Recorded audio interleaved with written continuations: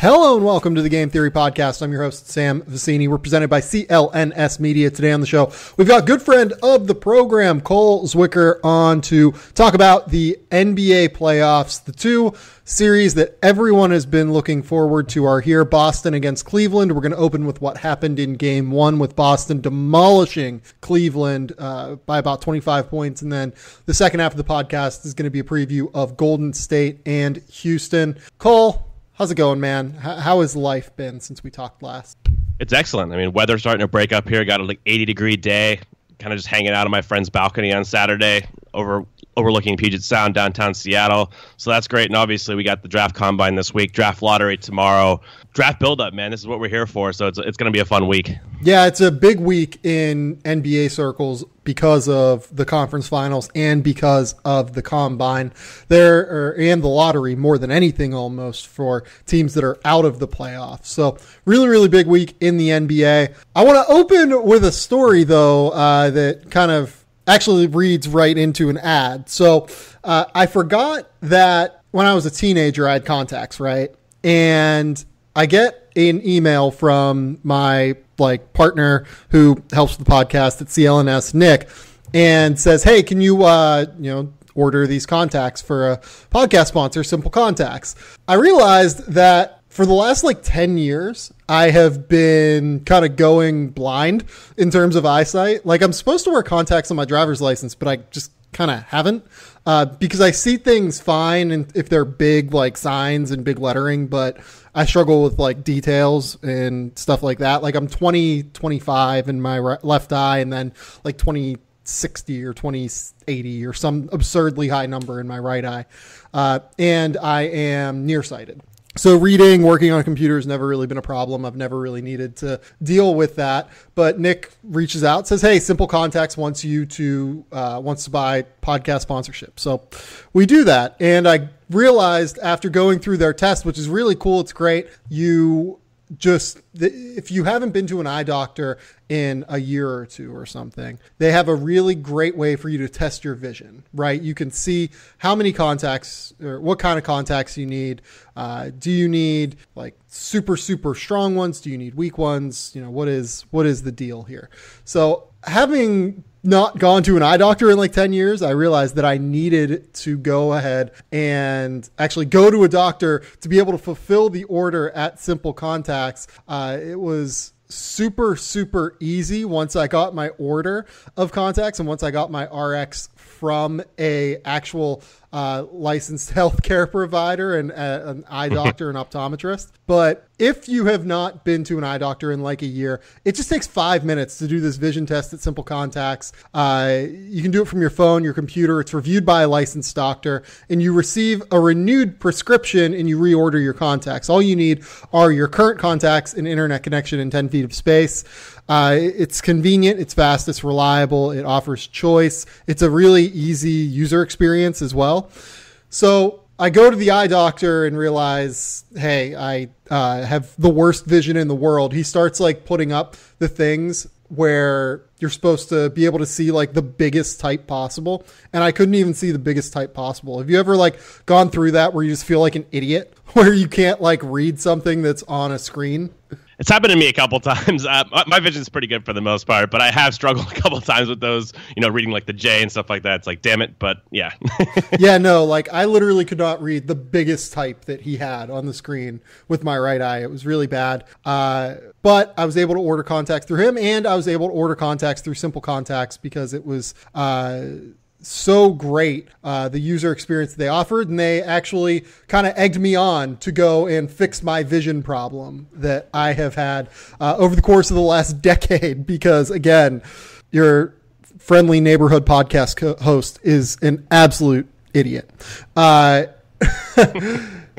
Money and time is saved every single time that you use Simple Contacts. I can offer you guys a code to hopefully have a better experience if you've been more vigilant with your eye care than I have been over the course of the last few years. If you use the promo code Game Theory, that's no spaces, GAMETHEORY, you can get $30 off of your contacts at simplecontacts.com. So you're going to want to visit simplecontacts.com/game theory or enter the code game theory at checkout. Now, what I learned, of course, is that this isn't a replacement for your periodic full eye health exam. But what this did do is it made me remember that I need to be more vigilant about my eye tests. So they only test that your current prescription still helps you see 20/20 and renew that prescription. They don't write completely new RXs and examine eye health. If you are a little bit more vigilant in your eye tests than I've been, this could be a really big help for you. And I would strenuously say that you should use Simple Contacts for the future. So yeah, that's my advertisement for Simple Contacts. I am a very big fan of their service now. That was impressive, man. That was an incredible filibuster read. I'm impressed. Yeah, I'm going to be very interested to see how many people skip through that. But yeah, mostly I'm just like an incredible idiot when it comes to like eye care. And I've been to a dentist relatively recently because I am a little bit freaky about like teeth health, but like I'm really bad about leaving the house if I don't have to leave the house. So Simple Contacts is awesome for me. I'm definitely with you on the whole leaving the house concept. I only do it when I have to for work and for absolute necessities. I'm not sure if eye care would qualify, but I guess I should probably look into that too. Yeah. Let's talk about what happened over the weekend with Boston and Cleveland. This was, I don't know if this was a surprise. Was this a surprise to you that Boston just kind of beat the brakes off the Cavs? Not really. I wasn't surprised. I mean, maybe to the degree that it happened, it wasn't what I was expecting, but it wasn't also outside of the realm of possibilities that I thought could happen in a game one where we just know now. I mean, the biggest takeaway for me with Boston is this, again, this team is not going to beat themselves. They're like Patriots-esque in that way. Like they're just going to be solid in their defensive rotations. They know what they're doing on the floor. You have to affirmatively beat them. They're not going to do it to themselves, and the Cavs didn't play well enough yesterday to do that. Yeah, I think that's also a pretty big takeaway on my end. What I will note is that this is one game. Cleveland missed a lot of open shots, I thought. Yeah. Like J.R. Smith missed a couple of open looks. Kyle Korver missed a couple of open looks. Like that was bananas. Kevin Love missed some open shots. This stuff isn't like going to hold in a pretty substantial way, I don't think. But what I think Boston did really, really well in beating Cleveland 108-83, I realize I should probably say the score, is that they came in with a very sound defensive strategy, I thought.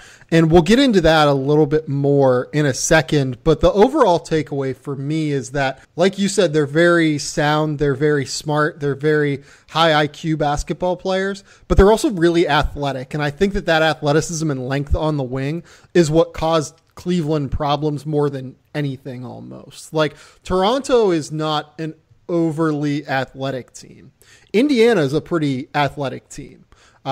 Boston is a pretty athletic team. I think that they're going to pose many of the same problems that Indiana did for Cleveland. I think it's athleticism paired with strength. Also, Boston has a ton of very strong players that can give Cleveland problems. They're just very physically tough and mentally tough. So you see that approach manifest on the floor again. I think this is much more similar to the Indiana series where we saw a team with high resolve, but not quite the talent level, of course, that Boston has. Boston's just a more talented roster than Indiana, but they have similar strengths. Again, they're not going to beat themselves. They're going to play through the whistle. You're going to have to beat them and kind of deal with their scheme. What you noted about threes, absolutely spot on. Mike Zavagno tweeted this earlier. They were 1 of 8. The Cavs were on open threes, and then 3 of 16 on wide open threes. So really, they were like 4 of 24 on open three shots. So that's not going to sustain. I think the Cavs are going to make more shots, but they're going to have to execute better. We're going to have to see LeBron execute at a high level. He kind of just seemed like he was coasting yesterday and feeling out the Celtics. I think he used that phrase.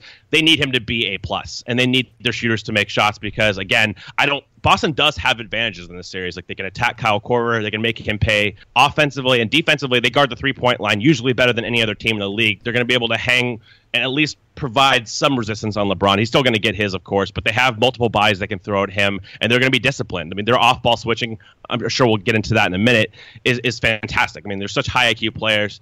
It's going to be hard to beat them just without actually out executing them at the highest levels of play because, again, they're not going to implode. They're not going to be Toronto where there's some mental disadvantage there. That's not going to happen with this team. Yeah, so look, like I'm almost like going to throw away the Toronto series because it was such trash and garbage in every single way. But what I will say is that in the Indiana series, Cleveland never attempted fewer than 28 3-point attempts in a game. In this game already, they just attempted 26 threes on 86 field goal attempts. So while a lot of Cleveland's threes were open 3-point shots, I want to say it was like 21 or something of 24 of their threes or 26 of their threes were open. What you're seeing though is that Boston does a very good job of shutting down the 3-point line. And I think that where we can talk about this is the way that Boston is going about it. Boston is going to be comfortable letting LeBron beat them. What they're not going to be comfortable with is letting the other guys beat them. And I think that the best way to kind of portray that is something that happened, I think it was in Cleveland's first or second possession of the game.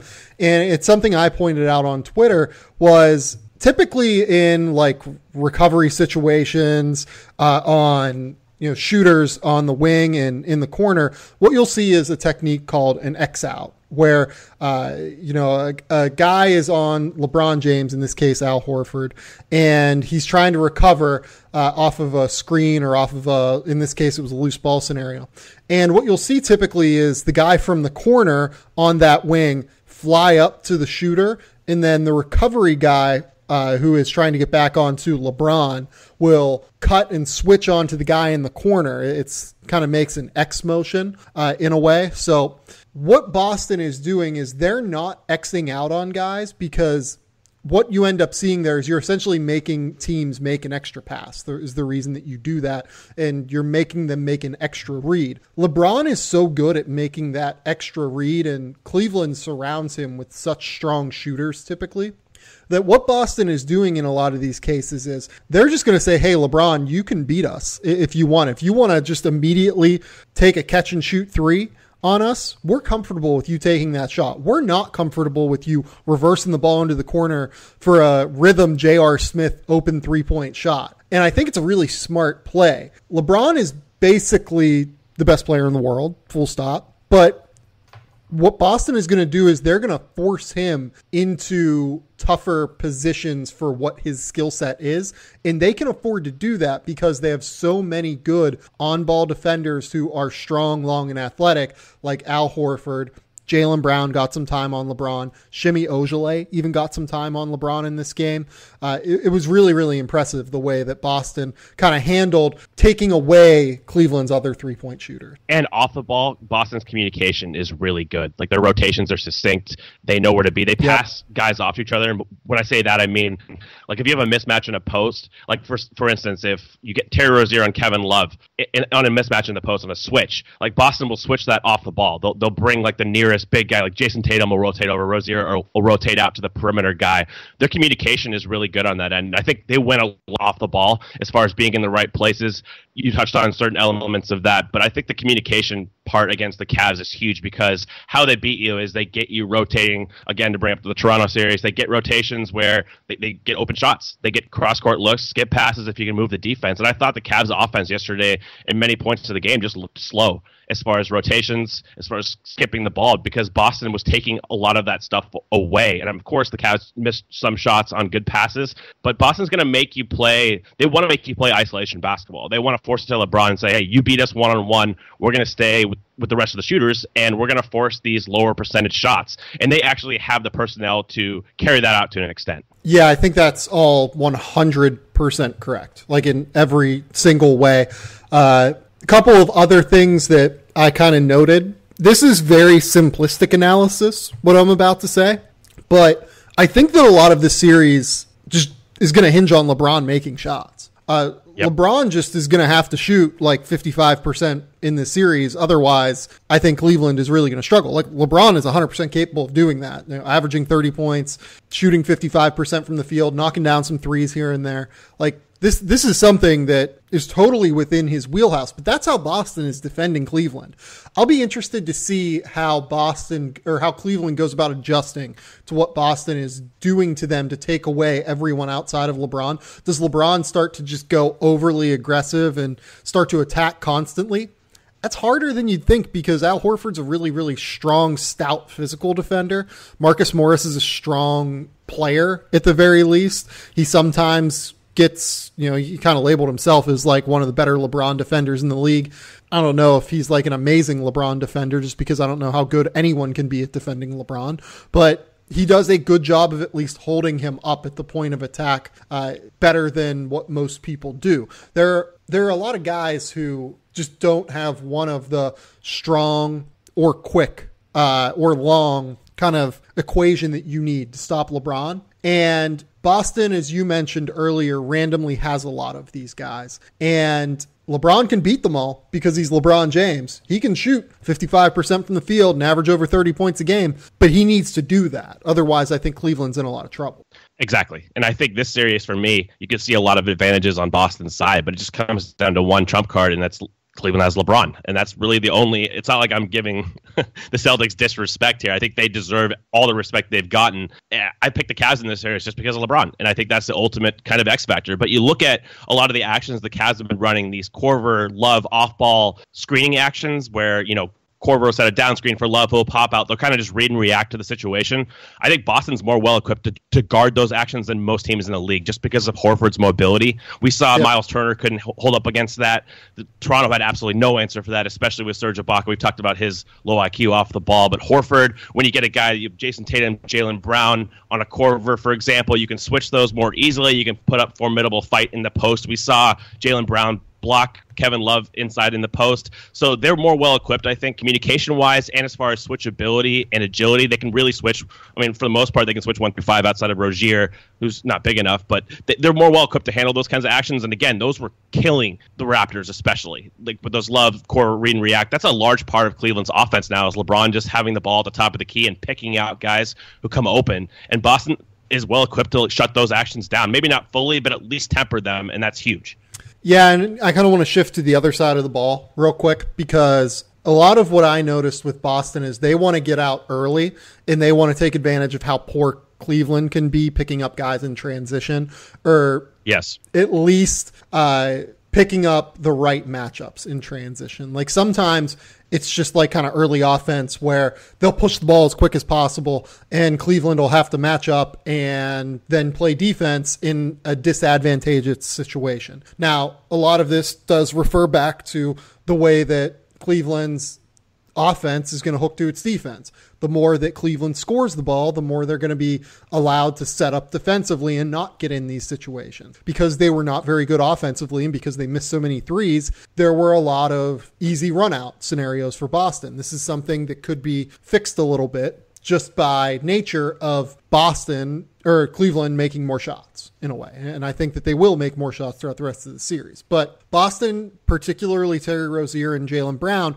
are really trying to get out as early as possible, get into early offense, or just get out on the break and score transition buckets. That's a really, really good way for Boston to kind of make up for what is a perceived problem in terms of their talent level. And I think that it's probably not unfair given the fact that this was not an elite offensive team during the regular season. Whenever Kyrie Irving went out, it's probably fair to say that they are not this incredible half-court offensive team, but I do think they obviously have more talent than what they've gotten credit for. And I love the way that they're taking advantage of the athleticism of their talent. Yeah, that's a really good point about transition. It's not just about fast break points. Like the Celtics only had 11 in this game compared to 7 for the Cavs, but like you noted, it's about creating those mismatches. So if you get Korver on a switch against Terry Rozier, for example, being able to take advantage of that in an early offense set, because the Cavs aren't going to have time to pick out who exactly they want to guard. You just got to guard somebody. You got to pick up the ball. You got to pick up the guys leaking out on the wings in order to negate open threes in transition. And the Cavs, like you noted, are notoriously kind of poor as a transition early offense defense. I think we saw a lot of problems with that, especially in the regular season.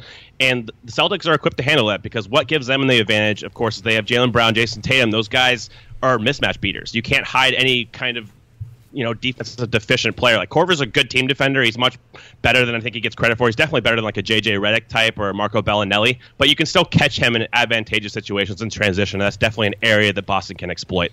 Yeah, and I mean, like Kevin Love, not a great transition defender. George Hill, yes, for a guard, like not a super transition defender necessarily. J.R. Smith can get inattentive defensively. Jordan Clarkson and Rodney Hood are inattentive defenders a lot of the time. So, yeah, I mean, I think it's a really, really smart way to go about things if you are Boston trying to generate offense against a Cleveland team that probably has the ability to outscore you if they really start to knock down open shots. So this series is going to be totally different, I think, in game 2, because Cleveland, again, they're not going to go 4 of 26 and 5 of 21 or whatever the number you said earlier was on open shots, right? Like that's just not going to happen. And once Cleveland starts making shots, it's going to be very, very difficult. It's going to totally change the complexion of what happens in this series. Having said that, I do like what I saw from Boston enough to make me think that they're in a pretty good spot in this series. I agree. I saw the Cavs in 6 or 7 entering the series, and I have seen nothing to kind of dissuade me from that. I mean, I'm a little skeptical now just because Boston just blew them out, but I do think that was not representative of what we're going to get the rest of the series. But I never thought this was going to be a Cavs in 5. I think Boston is too good. They're just too disciplined. I've underestimated them in the past just because, again, they're not going to beat themselves. And you have to give them a ton of credit because so much of what goes into the game is self-inflicted wounds. Like you screw up in transition, you make errors, and Boston makes less errors than Cleveland does. And that's going to matter over the course of a series. The ultimate trump card, of course, is still LeBron. And if he plays at peak value, game 1 was not anything close to that. If he gets back to that level, I think this is going to be a completely different series. Yeah, I think I agree there. Let's talk about Cleveland a little bit more. Just in terms of what we saw from them on both ends, because I feel like a lot of what we've talked about was, what Boston did. And with Cleveland, a lot of it just kind of hinges on LeBron being really, really bad in game 1, and that's something that's not going to happen, especially given the level we'd seen from him in the first 2 series, especially given the level that we've seen from him in the playoffs in the past. Like I can't remember him playing a worse playoff game since he went to Miami. Even like this is just a particularly bad game from LeBron, and I think that it'll change. Absolutely. I think they started out running some LeBron, Kevin Love pick and rolls, getting the switch with Boston. Mm-hmm. And Kevin Love's got to play better too. That's another thing is he really came on from game 2 in the Raptors series. He's been fantastic. All-star Kevin Love. Again, they need that output from him. Of course, he had 17 in this game. Wasn't the most efficient 17, but they needed to take advantage of mismatches. I thought that Horford got the best of Kevin Love in game 1 as far as in the post. Horford himself, and then defensively, Kevin Love's got to at least be probably the 3rd or 4th best player in this series for the Cavs, unless LeBron just goes absolutely supernova, and he's by far the number 1, which is definitely within the realm of outcomes. But how they're attacking Boston, again, Boston wants to force Cleveland into isolation situations. Love's post-up game, his ability to beat switches is going to be big in this series because he has to hold his weight there. If they switch Jaylen Brown onto him, he's got to draw fouls. He's got to get these guys in foul trouble. I think that's a huge element in this. One guy that I really liked from Cleveland was Tristan Thompson. I thought he was really, really good. I thought that he played well defensively with the way that he was able to contain off the dribble. I thought that he rebounded the ball well. He got them extra opportunities offensively. Goes for 8 points and 11 rebounds in 21 minutes. Just a smart, efficient, Tristan Thompson of old game. Do we consider adjusting and moving him into the starting lineup and playing him a little bit more with the starters at this stage? Or do we just kind of roll with it? It's a great question. I think you might need to look to Tinker just because he was effective. I thought he was more effective against Horford than Kevin Love was, for example. And, if J.R. Smith's going to go 2 of 9 for 4 points, I think you can just put Tristan in the starting lineup. Then you gain more of an offensive rebounding advantage as well. And that's something that could shift the tide of the series is how active he is on the offensive glass can make Boston pay. Maybe that makes Boston go bigger, too, and react with Aaron Baines playing next to Al Horford. So you can definitely see, I think Brad Stevens is more reactivist. He wants to kind of diagnose what you're going to do, and then he makes quick adjustments. So if the Cavs do start Thompson, there's definitely some ripple effect there as far as dictating scheme and dictating lineups for the Celtics. I think you got to at least look at it, especially if you don't get productions to start game 2. You come out flat. Maybe you look to make a change. So just kind of looking up and down the roster in terms of the way that you would defend if you started Tristan Thompson and Boston didn't really adjust in their starting lineup. They kept Marcus Morris in the starting lineup. Like, I would imagine that in that case, probably if Tristan Thompson on Al Horford, you probably have LeBron on, well, you probably have Kevin Love on Marcus Morris, and then LeBron shifting to one of Tatum or Brown. Do we like that? Do we think that's better or worse than, having LeBron on Marcus Morris, Love on Horford, and the two wings having to deal with Tatum and Brown? I think I like it on the other end as far as forcing either Tatum or Brown to guard Kevin Love, because I think Love, his best quality is he gets guys in foul trouble in the post. Like, he uses up fakes. If he can get one of those two, and then Boston has to respond with, Marcus Smart off the bench, then you lose that shooting element. And like in that lineup, Marcus Morris has to guard LeBron because Tatum is not big enough, Brown's not big enough, LeBron will abuse those matchups, and so you really have to play Marcus Morris on him, and that forces a smaller wing to guard Kevin Love. And I think that, like I said, Jaylen Brown did a pretty good job in game one in certain situations in a pinch. But if you can get that matchup in your Cleveland, I think that's a way to attack this Boston team and get one of their two-way kind of playmaking wings off the floor. Well, wouldn't you just put one of them on Tristan? You could do that, but he's going to beat him up on the offensive glass. I think that's the thing about Tristan is he can make you pay for that. Like, he's so active and he's really, really physical inside. But that might be a way for them to counter. But I do think that the Cavs probably win that trade-off just because Tristan has shown time and time again that he can take advantage of those kinds of matchups on the offensive glass. I think I agree with you, and you're automatically winning if you force Baines into the starting lineup there, too. Exactly. So I think I would really consider that if I was Cleveland. I think that I would probably start Tristan Thompson in this series. One thing that I would definitely do is play less Jordan Clarkson and Rodney Hood. There was a lot of Clarkson and Hood in this game. They took 23. Too much. Yeah, they took 23 shots in a combined 35 minutes. Both scored less points than they took shots in this game. That was not necessarily a good sign. And again, like, neither of them are good defenders. Like, there was a play in the second quarter where Jordan Clarkson just flat out lost the point of attack against Marcus Smart, and Marcus Smart just blew by him immediately for an easy layup.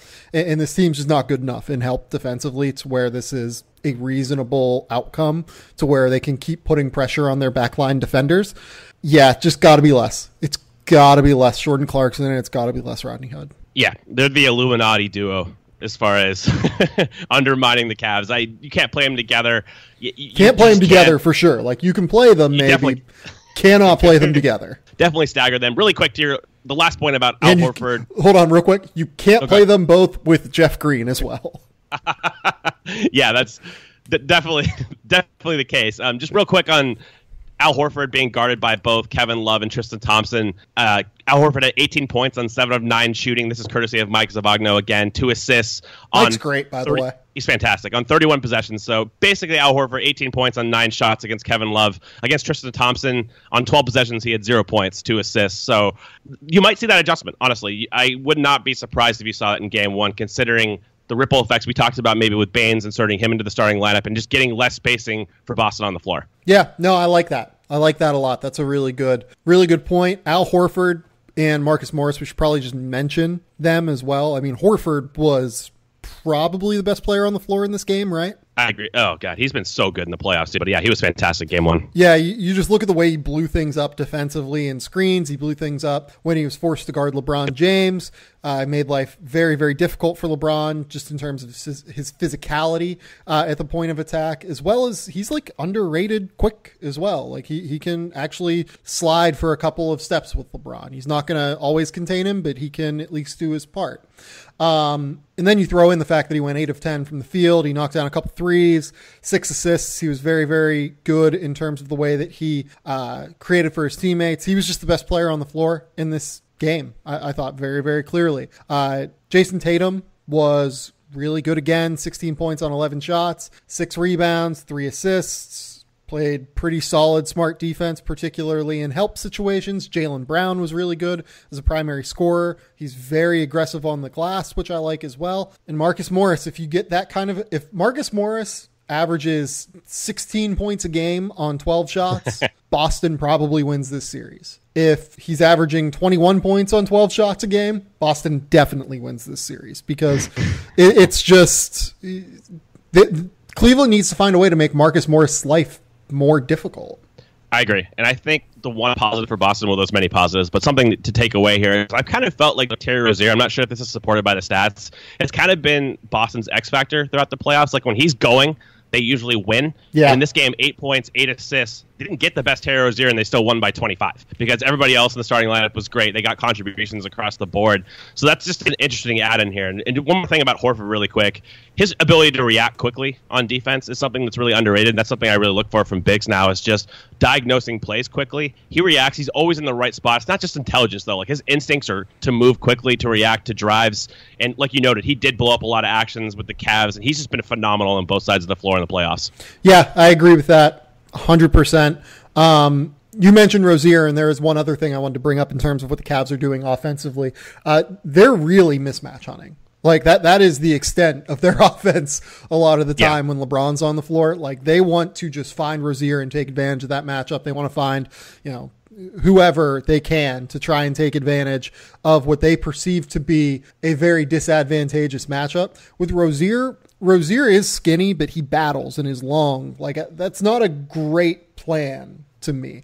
I wouldn't want to be playing as much one-on-one basketball as what Cleveland did offensively in this first game. And again, the way that Boston is defending them is going to create a lot of those situations because they're forcing Cleveland into those spots just because they're trying to really stay out on shooters. But Cleveland needs to find a way either via some stagger screens to kind of get Boston into rotation a little bit more. They need to maybe some double screen action at the top of the key. There are ways to do it to where I think that Boston could get into slightly more disadvantageous situations and that Cleveland could take advantage of what Boston is doing offensively.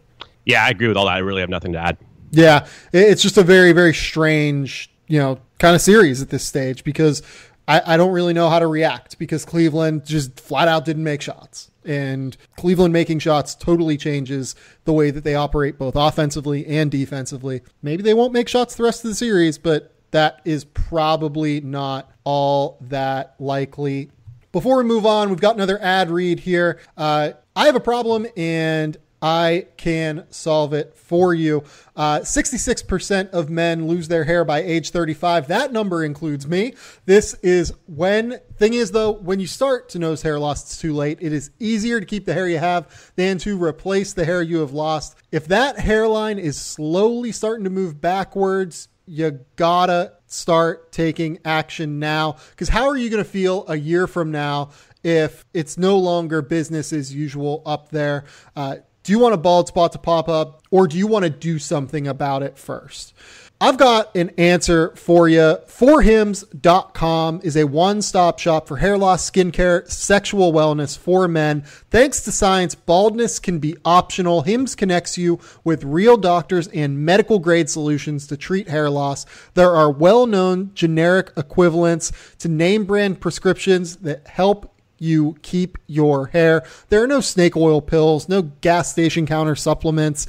These are prescription solutions backed by real science. And the best part is that there's no waiting room, no awkward doctor visits, no feeling self-conscious about going out in public and trying to take care of these issues. It's so easy. You answer a few questions and a doctor will review and prescribe for you. Products are shipped directly to your door. Order now. My listeners get a free month of Hims for just $5 today. Get a trial month of Hims for just $5 right now while supplies last. See the website for full details. This will cost hundreds of dollars if you went to the doctor or a pharmacy. But if you go to forhims.com/game theory, that's forhims.com/game theory, GAMETHEORY, you can get that trial month of Hims for just $5 and not only save your finances, but save your time and energy and your self-consciousness as well. Let's talk about the Western Conference Finals. What do we think about this series? Because part of me just says Golden State is a more talented basketball team that barely took this season seriously, and Houston is just not quite as good. But another part of me says that Houston at least has the defensive scheme to match up with the Warriors in terms of switchability. Clint Capella has taken a big step forward as a perimeter defender, and in general having Chris Paul and James Harden can kind of break a lot of what Golden State wants to do defensively.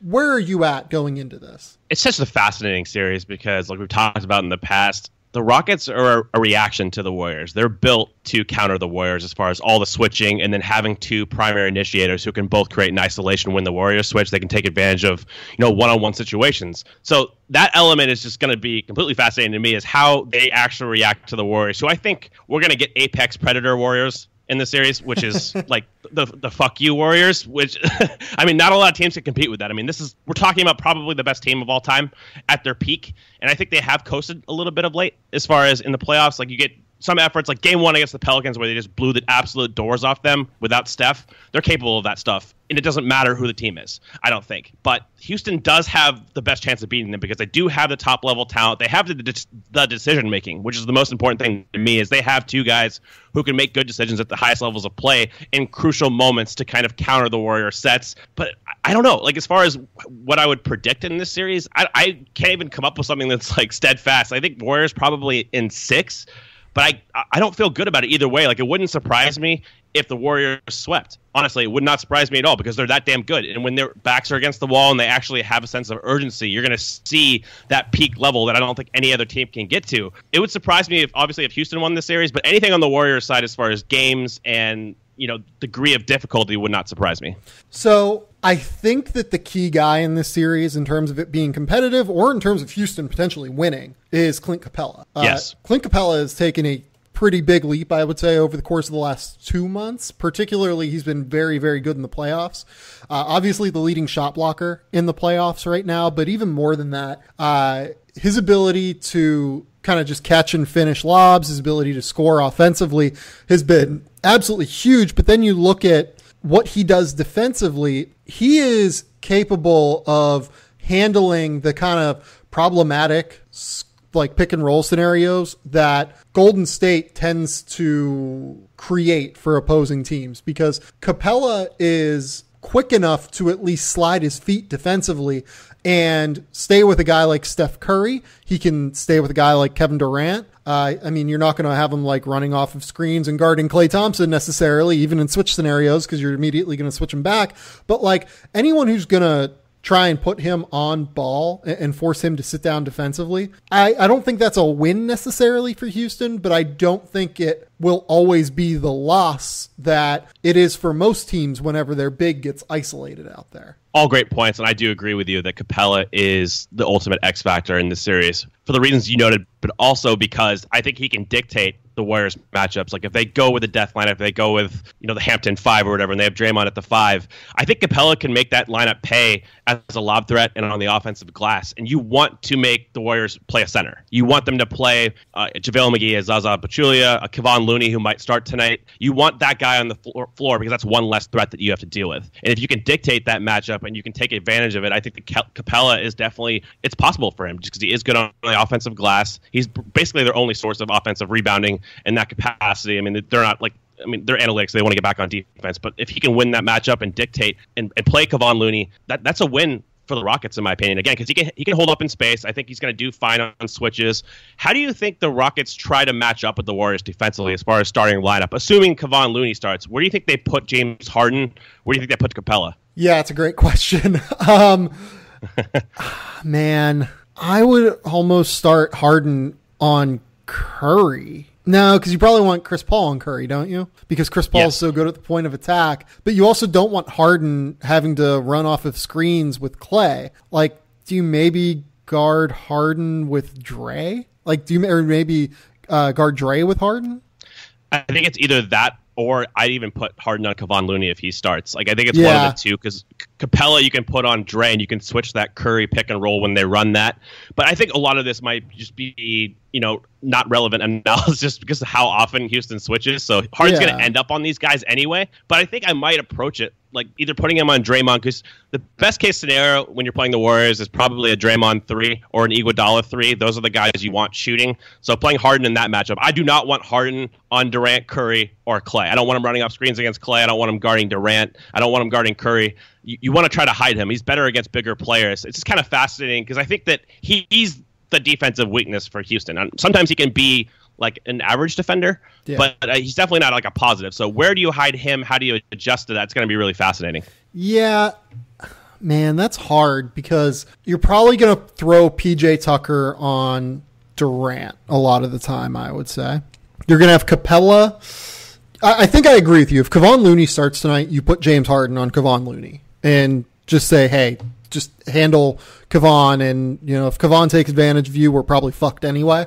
But I think I like that move. I think I like Ariza on Dre in that case too, because Draymond can be such a pivotal playmaker for what Golden State wants to do, particularly when he gets into the middle of the floor. And I think Ariza can at least kind of hinder that a little bit.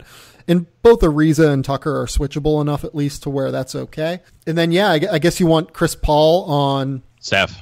That's an easy one. And then, I mean, that leaves Clint Capella in kind of a bad spot then, though. I would switch Ariza. I would put Ariza on Klay Thompson, have a more agile Ariza chasing him around, and put Capella on Draymond. I think that's the way I would play. I don't want Capella on Klay, even though, again, they're going to switch so much of his off-ball actions that the Warriors kill teams with. That's why I'm struggling with it. I'm just like wait, it kind of doesn't matter. Like, they're going to just kind of switch every single action. Pretty much. Yeah, that's what I'm saying. Like, a large scale, it probably won't matter just because guys are going to end up on different assignments. But I would at least start out that way just to negate, like, a Durant isolation face up against Harden in the mid post or something. You want to try to avoid those situations, even though I guess Durant fadeaways are probably one of the better results against the Warriors, which is freaking terrifying. But I think that they might just approach it that way. I like Capella and Draymond again because he can switch that Curry pick and roll. But again, it's not like the Warriors run spread pick and roll like the Rockets do every time. They're gonna a lot of off ball actions, a lot of slip cuts. All of that stuff is going to be primarily their focus. Yeah, and obviously the guy who's going to play an interesting role here is Luka Mbamute because he's going to come off the bench and play well. Defensively, he can kind of unlock a lot of different lineups. You look at a guy like Nene. Nene, I think, is going to be a problem for Houston in this series because Curry can really take advantage of him in space, I think. Eric Gordon, the way that Houston finds a way to use Eric Gordon is going to be critical as well. Gordon's just kind of a tailor-made matchup to just throw him on Klay and let him run off the screens, but that doesn't seem like a great matchup for Houston either. I agree with that. I think Gordon's another swing guy in this series, though, because he gets pretty good looks. I'm not sure he's going to get the same high-quality looks against the Warriors, of course, but when they can put his offense on the floor next to Harden and Paul, that's a really formidable three. Like, they usually produce really well offensive-wise, but I think the Warriors are in good position to make that lineup pay defensively because then you probably have one of those guys switched on to Durant or guarding Durant full-time. That's just a tougher sell. So I think that even more interesting to me is the way that Golden State tries to match up with Houston. Do you put Durant on Capella with how much like screen action they run and just like want Durant in those, you know, pick and roll action so he can be the help defender? That's really fascinating. I mean, for me, I always start with the weakness as far as on the roster. So where do you put Steph? I mean, do you put Steph on PJ Tucker? Is that the move? So I was thinking differently. I was thinking you put Dre on PJ Tucker and let him kind of float a little bit and help. Yeah. Because if you do that with how much like just isolation that Houston's going to run, I think it'd be really helpful to have Dre just kind of floating and kind of being able to, you know, stop the ball whenever eventually Golden State's point of attack defenders get beat, because they will, because Houston's, you know, got James Harden and Chris Paul, and they're unbelievable in terms of being able to get separation. So I like the idea of having Draymond Green around to help. I really like that too, actually. I think that's when he's most effective. We saw that when he was guarding Rondo against the Pelicans. He can just absolutely blow up every single action. So in that case, do you put like Steph on Trevor Ariza or something like that? Like they have. I think I like that more, actually. You talked me into that. Yeah, I think I like Steph on Trevor Ariza, and then Klay on probably. Oh man, do you put Klay on Harden or Paul? Oh boy, I think I'd probably put him on Paul, but I think he'll definitely trade off between the two. He's going to guard both of those guys. Yeah, no, that's definitely true. The problem is too with, you know, everything we just kind of mentioned here, right? Is then who does Kevon? If we're going to have Durant on Capella, we basically just set up Kevon Looney to have to guard Harden, and that seems like a terrible idea. No, that's not going to happen. Yeah, so that is not going to. You almost like. I feel like Golden State just has to start and play Andre Iguodala a heavy minute. They could definitely do that, but then again, that makes Capella the most important play in the series, like we noted, because I mean, then he can take advantage of the smaller matchups on the offensive glass, on lob threats and stuff like that. Like he has to be. I think that's the key for me. Is he has to play big. He has to dictate. Because you cannot beat the Warriors playing their own style. I mean, I don't think any team can do that. Even the Rockets, who are equipped to play those matchups, when we see Mbamute come in, they can play him next to PJ Tucker and kind of go to this super ultra switchy 5-man lineup. I'm not sure if that's going to be enough to beat the death lineup. There's a reason that they're the best small ball lineup in the league, and it's just hard to beat them playing their own style. Yeah, like I don't know if Andre Iguodala is going to start, but if I was Golden State, I'd be planning to play him 30 minutes a game. Just straight up, because he's the kind of guy that can stop them. And if I am Golden State, my game plan is basically make Clint Capella beat me. You know what I mean? Like if Clint Capella is able to just destroy me both offensively and defensively, okay, that's fine. We do have recourse for this. We could throw Draymond Green on him if we need to. But I would be going in with that plan. Like make Clint beat me. Make the, very, very good, very, very talented, but at the same time, relatively unskilled center beat me. Absolutely. I definitely agree with that. And I mean, if you play Iguodala like they're going to for sure in the small ball lineups, that at least gives Houston, I mean, it's not all lost. I mean, that lineup's going to be tough to guard, obviously, but I think that gives you an avenue to put Harden on Iguodala and just be like, yeah, you can shoot threes, Andre. If he makes threes, if Andre and Draymond make threes in this series, the Warriors are going to cruise, because those are the two weakness areas as far as allowing those two guys to shoot. You want to stick with Steph, obviously, stick with Durant, stick with Clay, and force the rest of that lineup to make shots. If they make shots, you're not going to win anyway. So it just comes down to those two inputs as far as blowing the series open. I mean, of course, the Warriors can still win this series without those two making shots, but when they do, there's just no answer for them. It's funny that we just continue to talk about all of this just because so much of this is going to hinge on what you just said. It's a make or miss league in the most ridiculous way.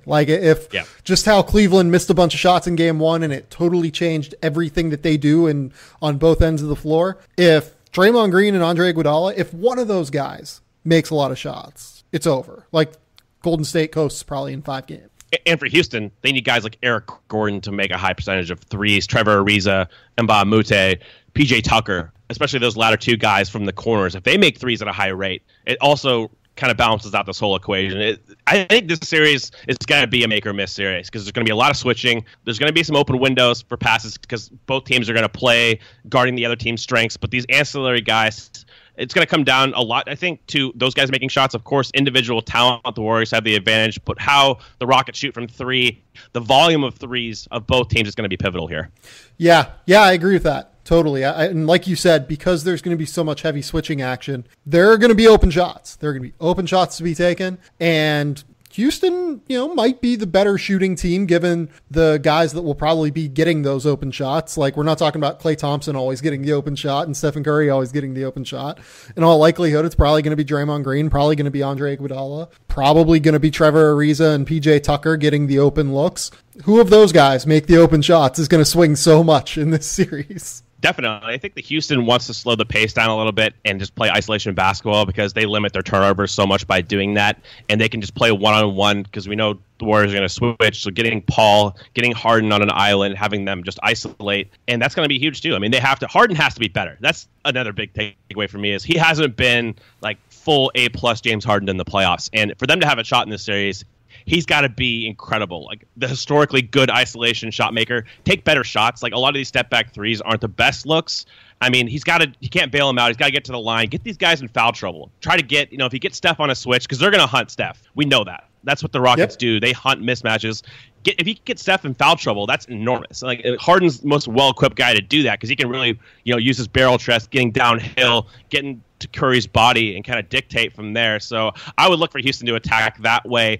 Headhunt Curry, slow the pace down, try to keep the Warriors out of transition, and just rely on their two isolation scores to win them games. And whenever you say that, a lot of it does go back to how they actually start defensively and how they line up defensively immediately, because while they are going to switch quite a bit in this series, while both teams will switch a lot in this series, you don't want to make it easier for Houston to be able to isolate Stephen Curry. You don't want to make it easier for Golden State to be able to isolate James Harden on an island. And I think that if that happens, it's going to be very interesting to see which superstar scorer, superstar offensive player, they're both future Hall of Famers, probably two of the 40 best offensive players in league history. Steph's case, maybe like one of the 10 best. It's not to denigrate them, but their weaknesses are going to be on display in this series in a pretty big way because of the athleticism that surrounds them on the floor. And it bears mentioning, of course, that the Warriors can play that game too. As far as if stuff breaks down, they have elite level shot creators. And that's kind of the undercurrent of all this is the Warriors play a brand of basketball where it's very movement based, a lot of shooting off movement, a lot of off ball gravity. But at the end of the day, they can just put Steph or Durant with the ball, and they're like, we're going to go one-on-one, and we're going to beat you. Because we have probably the two best elite shot makers in the league, and both of them can get their shot anytime they want. And they can counter Houston's ability to do that as well. They're probably the only team that can really counter Houston as far as one-on-one scoring equity. So if this really gets to like an ultra-switchy battle of just one-on-one play, like both teams are very well equipped to thrive in that setting. Yeah, no, that's a really good call. This is going to be the best series of the playoffs. No question about that for you, right? It's definitely the most interesting for me because you have so many factors at bay and so many takeaways. I mean, it's hard. The takeaway aspect is difficult. It's complex because both these teams are such outliers as far as how they're constructed, but it should be a really competitive series. I hope. I mean, again, I have a feeling we're going to get like the FU Warriors, and that team, I just don't think anybody in the history of basketball really can compete with that team as far as operating at full capacity. But I do think that, again, the Rockets were designed very specifically to counter what the Warriors do. It's going to be really fascinating to see how they do that. Yeah, I do think I'm still going Golden State in 6. Me too. Yeah, I think that's the move. Cole, do we have anything else we want to talk about before we get out of here? I don't think so. We're going to do a combine podcast and we'll recap the draft lottery tomorrow night. Obviously really excited for that. But as far as playoff settings, we're down to 2 series, man. It's so great to have one game a day, pretty much. Some games, I mean, that hiatus without 4 games without basketball for what, like since October? No NBA, no college. I didn't know what the hell to do with myself as far as that. But now we're in a good place where I love having one game every night, so you can really just focus on that, use the DVR, rewind, really fixate on series. We don't have to have these, first round Saturdays where you have to watch 7 games to catch up. Yeah, no, those get like insane. Like I was like not miserable whenever that was happening, but there was just so much going on that I was just like, Too much. Oh man, this is just terrible. This is a lot. Yeah. Oh, man. Cole, like you said, we'll be back later this week, probably on Wednesday, to talk about the lottery, to talk about the NBA Draft Combine that's coming up. I'll be at the Combine, so I am excited about that. I fly out Wednesday afternoon. Until next time, though, we will talk soon. Bye.